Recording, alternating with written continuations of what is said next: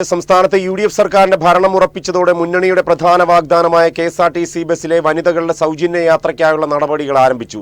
സ്ത്രീ യാത്രക്കാരുടെ കണക്കെടുക്കുന്നതിനായി gender ticketing നടപടികൾക്കാണ് തുടക്കമായിരിക്കുന്നത്. സംസ്ഥാനത്ത് പുതിയ യു.ഡി.എഫ് സർക്കാർ അധികാരത്തിലേക്ക് എത്തുമ്പോൾ യു.ഡി.എഫിന്റെ തിരഞ്ഞെടുപ്പ് വാഗ്ദാനങ്ങളിൽ ഏറ്റവും പ്രധാനപ്പെട്ട വാഗ്ദാനങ്ങളിലൊന്നായ കെ.എസ്.ആർ.ടി.സി ബസ്സിൽ വനിതകൾക്ക് സൗജന്യ യാത്രയെന്ന നടപടിക്ക് തുടക്കം കുറിച്ചിരിക്കുകയാണ്. ഇന്ദിരാ ഗ്യാരണ്ടിയിൽ ഏറ്റവും പ്രധാനപ്പെട്ട ഗ്യാരണ്ടിയായ വനിതകൾക്ക് സൗജന്യ യാത്ര തുടങ്ങുമ്പോൾ ഡബിൾ ബെല്ലടിച്ചുകൊണ്ട് KMCനും അതിനൊപ്പം നടപടികളിലേക്ക് സഞ്ചരിക്കുന്നു.